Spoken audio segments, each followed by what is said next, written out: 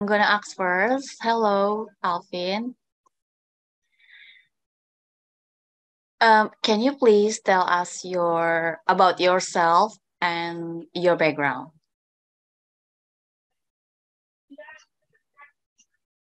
Sorry, just terrible internet connection. I'm No back. problem.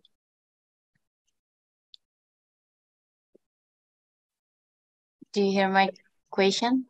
Would you like me to repeat the question again?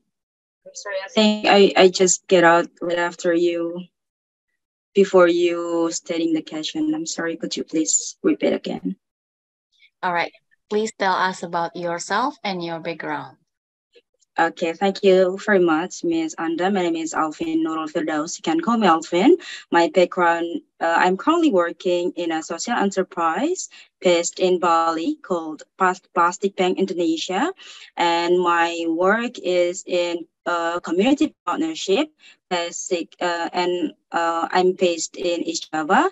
My main job is to make an impactful collaborative with multi-stakeholders, especially with the government, and then with several school or educational institution and several faith organization to make a critical impact and share about the importance of knowing the plastic waste effect. I think that's all for me. All right. Can you please discuss a time when you demonstrated leadership skills? Here I have two different story. The first one is about my personal life. Beside working in plastic bank, I also established a social organization, a local foundation named Pasuruan Youth Forum since 2018. And currently we have 32 members. And our biggest miles is we success to passed by legislative parliament uh, in my in my hometown in Pasuruan, and by doing that, our organization is awarded by several awards by a very reputable institution, that is ASEAN and UN. So our foundation is not only impacted in our region, but also in the national level. And the second one is in my workplace. So basically, as I have mentioned before, my job is to make a collaboration within the stakeholders.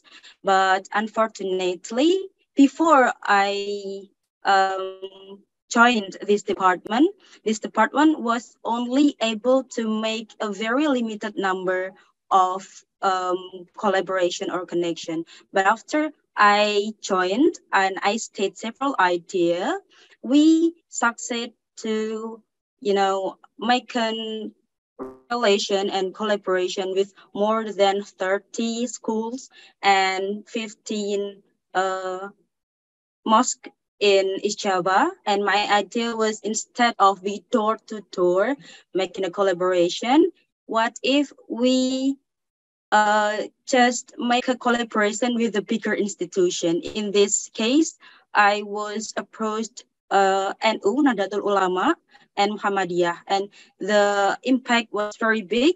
And I think it also make a greater impact in my company. Okay, last question from me. What are your long-term goals and how will this scholarship help you to achieve them? Yeah, thank you for the questions. So actually, I have mapped my plan and my career aspirations. After I pursuing my degree, my master's degree, I will dedicate myself to return back to my company, my current company, Plastic Bank Indonesia, as a research manager.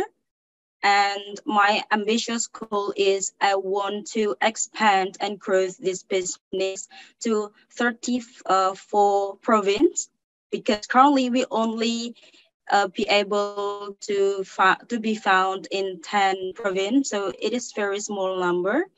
And after that, after 5 years, I want to establish my own consultant firm so I can be more impactful, not only in my company, but to the bigger society, especially. I want to make a collaboration as an expert in the government and help them to pass a very impactful bills about social entrepreneurship. Thank you for the questions. Thank you. Maybe I will hand over to Kadana. Well, thank you so much for your time, Alvin. I will start with you said earlier that your organization nowadays is only in 10 provinces. Is that right? Yes, it's the company, my company, my Yeah. organization is the different. Oh, your company. Yes. Okay. So what is holding your company to expand more? Thank you. It is basically because of the pandemic. Before the pandemic, we can expand up to 13 province, but after the pandemic hit, the economy level of the partners, especially like the SMEs related to the recycle and the wood scavenger was hit very much hard, and 30% of them went down to bankruptcy, and it's a little bit hard to make it back to the stage that they were before pandemic. And what things that hinder us to expand is because of in my current company, there is no a person in my company has the suitable background, like in the environment background like me.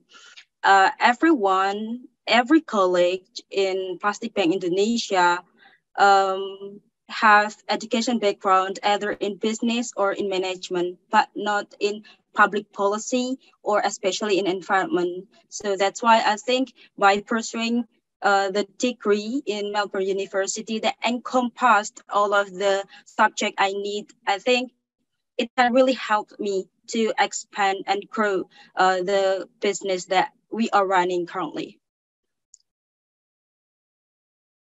All right then. So could you tell me how significant your proposed study in Australia will help your movement in plastic issue, specifically in Indonesia? Thank you so much for the questions. As we all know, the social enterprise in Indonesia still have no like legal things. Like we don't have legal what's the name, like PT or CV is the social enterprise only have two options. If it's not foundation, then it is a company. There is no something in between. While social enterprise is something between them, it's also can be foundation and can be company. So that's why I still haven't found any more, like sufficient information in university in Indonesia. I have done some research in many university in Indonesia, like UGM, UNER, and University of Indonesia, but none of them provide the mature as the University of Melbourne provide. That is tailored all of the subject. They offered three sectors, that is market or business, the governance, and of course the policy itself. And I think by having the knowledge of those three, I can really implement it in Plastic Bank Indonesia and make a good move based on the knowledge I have obtained from my study. Sorry. So is there any issue with the leadership so far between you and your team? I'm currently have no like big issue because I'm so grateful because a lot of the person in my team is very capable. But one thing that we missed is the education background, especially in policy and in something like governance and market. So that's why sometimes we do like trial and error, and it makes us waste our money, waste our company money, and waste our time because there is no insight or knowledge or experience that related to our project or our program. So I think the main issue is the human resources. Okay, you said earlier that you have no difficulties in leading your team. So could you give me one example specifically about maybe you still remember the most difficult times with between you and your teams in doing some particular jobs and there is conflict there, and what is your role to handle those difficulties with your team? What suggestion or maybe what leaders skill that you have to cope with that problem? Okay, so maybe because my tenure in Plastic Bank is only 2 years, I want to take Pasuruan Youth Forum or my organization as the example. So the first time pandemic hit Pasuruan, we are really shocked because previously all of our program done on site. So everybody can have the experience with the mentors, with the tutors. Actually, Pasuruan Forum is a TVET foundation. We provide many seminars and workshops. And at that time, it's forbidden to us to go out from home. So we have to shift the system from on-site to online. All of my team, some of my team were protested because it will lost the benefit. Like not everybody in Pasuruan have the good connections, have afford to buy internet access or internet data. So we come up with idea, what if we collaborate with particular school so we know the target beneficiaries is clear, and also we ask the school to provide the internet access. So everybody was agree because the problem solving was answered all of the challenges and the fear from the team. So I think that was one of the most difficult times in leading my organization. Very well then. Thank you so much. Okay, thank you so much.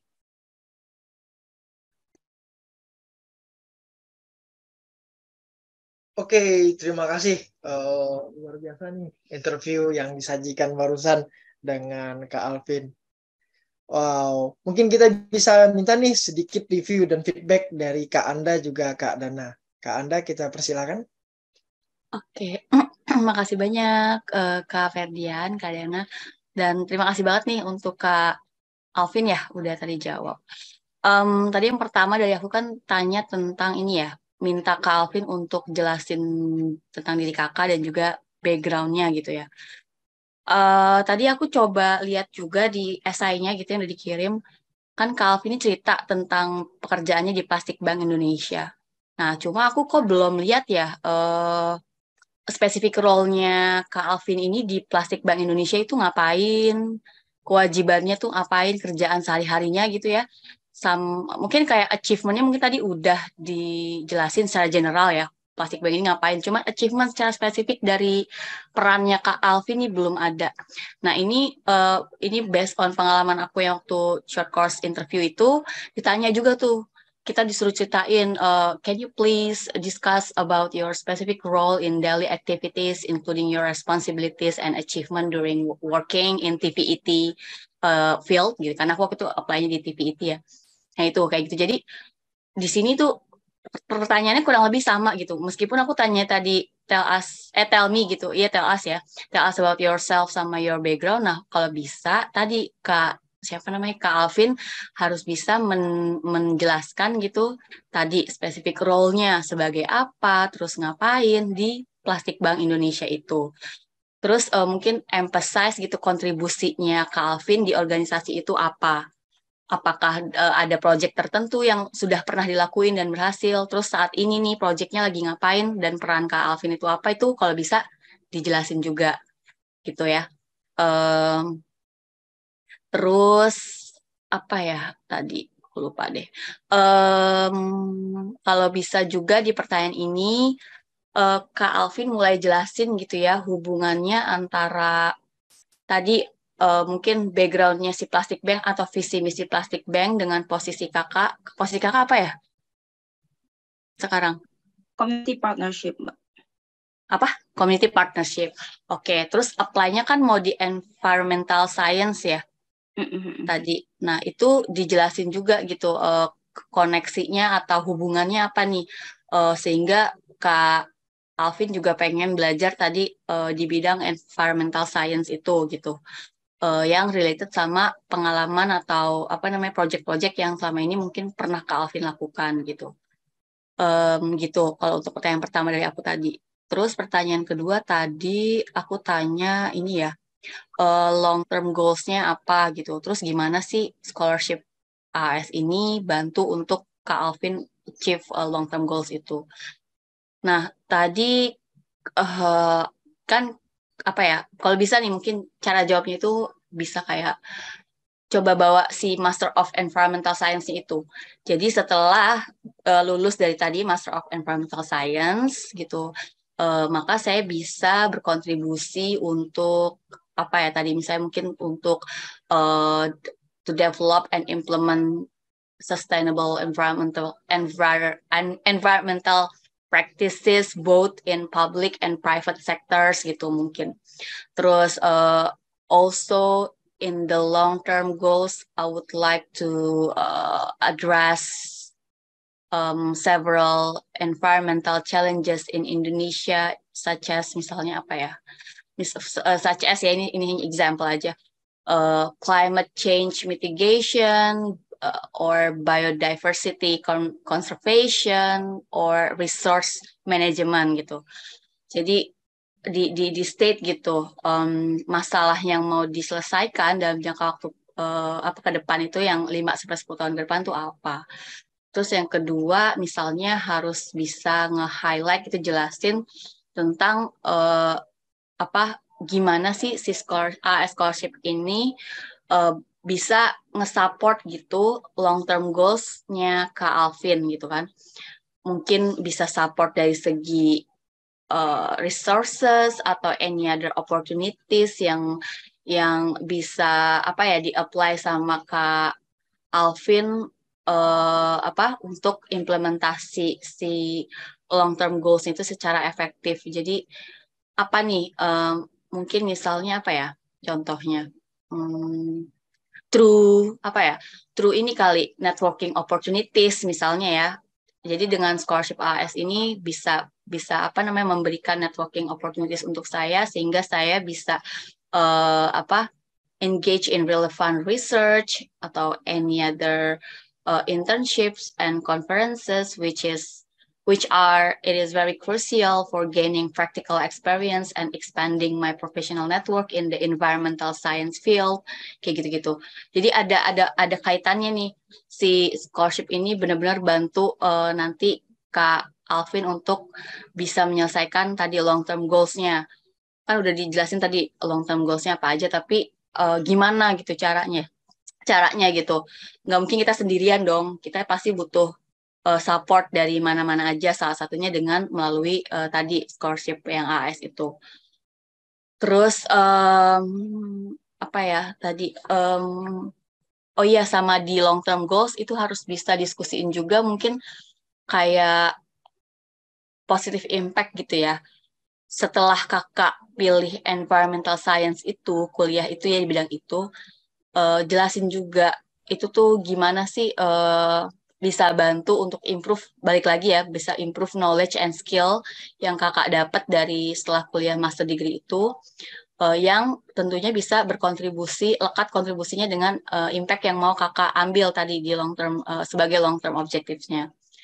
Misalnya, through my master degree in environmental science, I aim to develop expertise in environmental policy and management, atau apa yang terkait dengan pekerjaan kakak ya, misalnya data analysis kah atau sustainable practices gitu, sehingga nanti kakak bisa mungkin bekerja sama alongside governmental organization atau any other non-profit organization atau mungkin environmental consulting firms gitu untuk bisa develop and implement effective strategies that address environmental challenges gitu.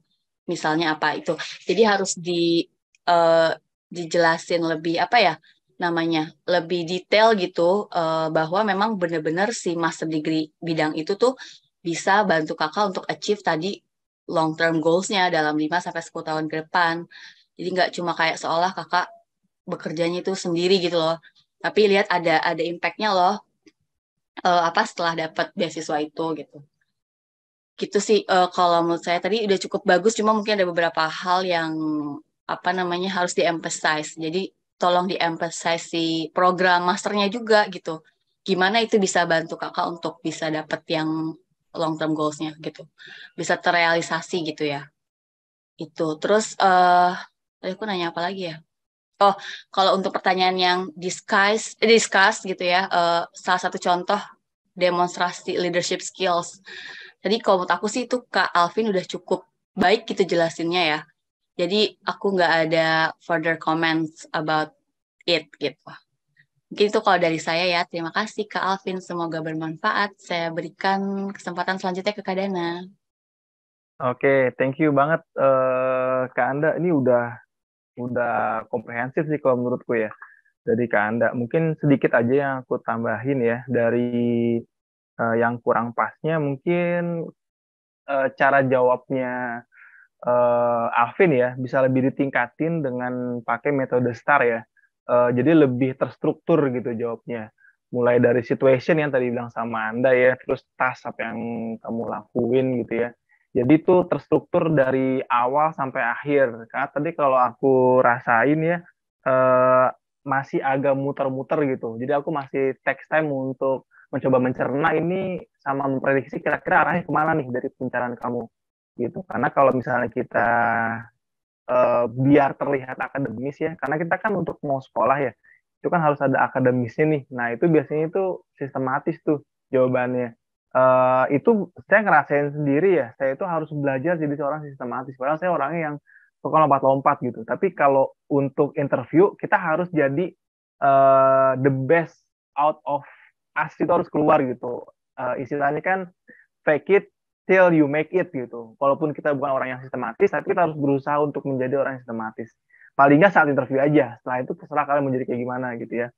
Nah, jadi usahain belajar metode STAR ya dari cara jawabnya kalian gitu. Jadi runut gitu cara jawabnya.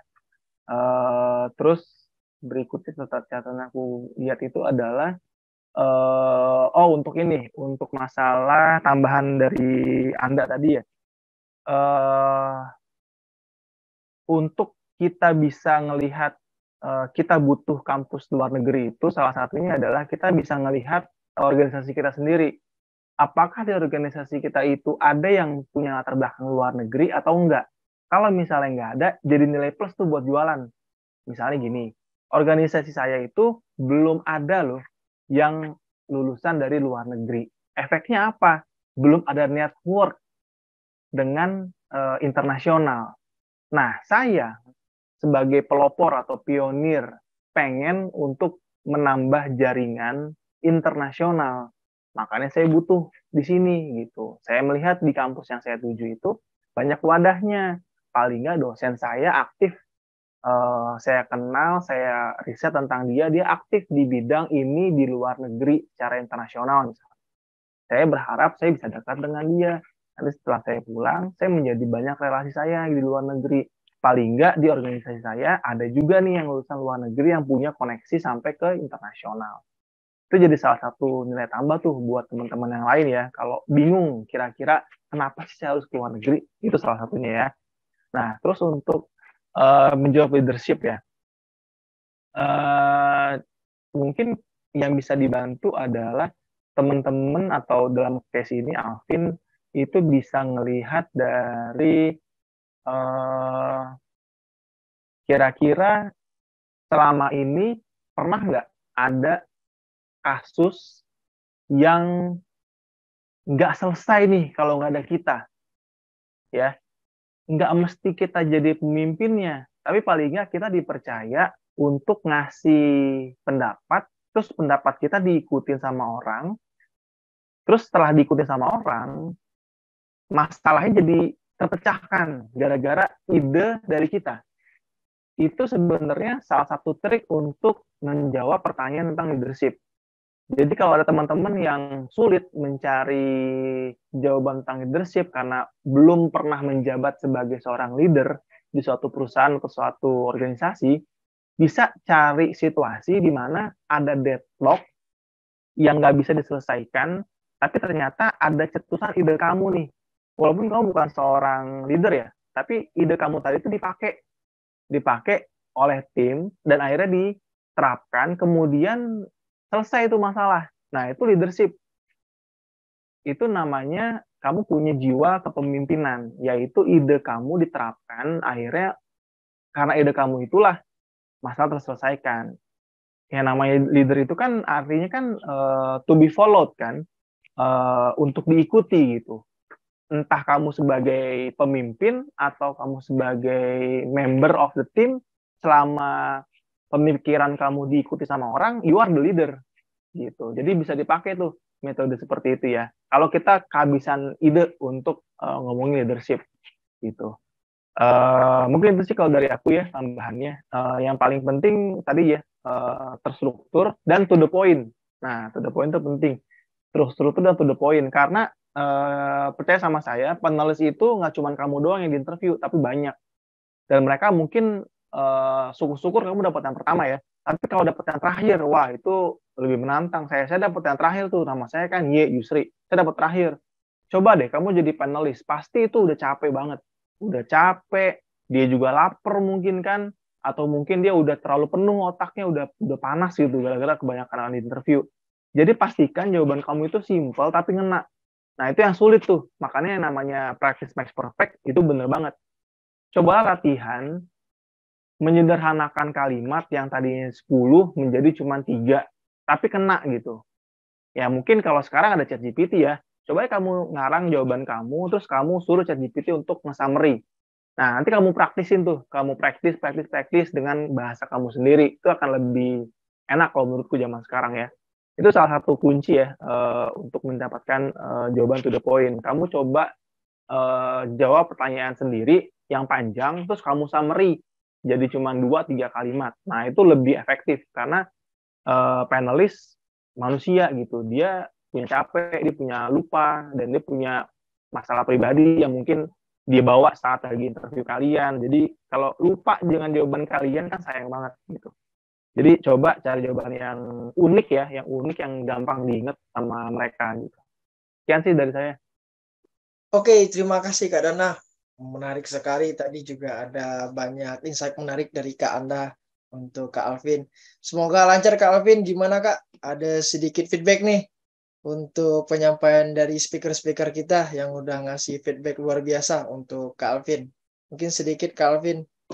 Oke. Sebenarnya aku ada pertanyaan sih Mas, follow up questions. Terima kasih banget. Ini aku udah catat dan bakal aku jadikan catatan penting juga buat aku latihan untuk 10 hari ini. Dan pertanyaannya adalah, ini nanti ketika interview itu apakah sesingkat ini? Soalnya kan ini kan Mas Mbak hanya mempertanyakan 2-3 pertanyaan per orang. Nah, apakah nanti secara aktualnya akan seperti itu juga atau bisa lebih panjang atau lebih banyak? Terima kasih. Oke, terima kasih. Boleh Kak Dana singkat? Iya, kalau pengalaman saya iya, normal itu antara 10 sampai 15 menit. Kalau saya waktu itu cuma 20 menit lah ya, di atas rata-rata, tapi nggak selama lebih dari 30 menit, nggak ada. Jarang sih. Kecuali kalau emang dia ngerasa curious banget, pernah sampai ada 40 menit ya. Itu curious banget katanya sih si panelisnya. Mungkin dia suka sama topik itu gitu ya. Mungkin Anda gimana kalau yang di Koika kemarin, kalau short term mungkin dengan Koika ada bedanya gitu. Iya, betul. Kalau yang short course AS kemarin aku cuma 15 menit lah ya maksimal 3 panelis gitu. Kalau yang waktu S2 itu aku kurang lebih 30 menit ya. Tapi iya benar nggak tahu sih aku kayak nggak pernah ada teman aku yang lebih dari 30 menit untuk wawancara beasiswa S2 ya. Tapi kalau dengar-dengar kalau S2 bukan S2 AS ini juga kurang lebih wawancaranya 30 menit. Terus pewawancaranya 4 orang ya kayak. Kalau short course kan 3 nih. Kalau saya Kalau 3, long term, oh 3 juga ya? Iya. 2 bule, 1 orang sini. Dosen sih tiga-tiganya. Oh Tapi sama ya tergantung ya 3 orang. nanti ya, tergantung.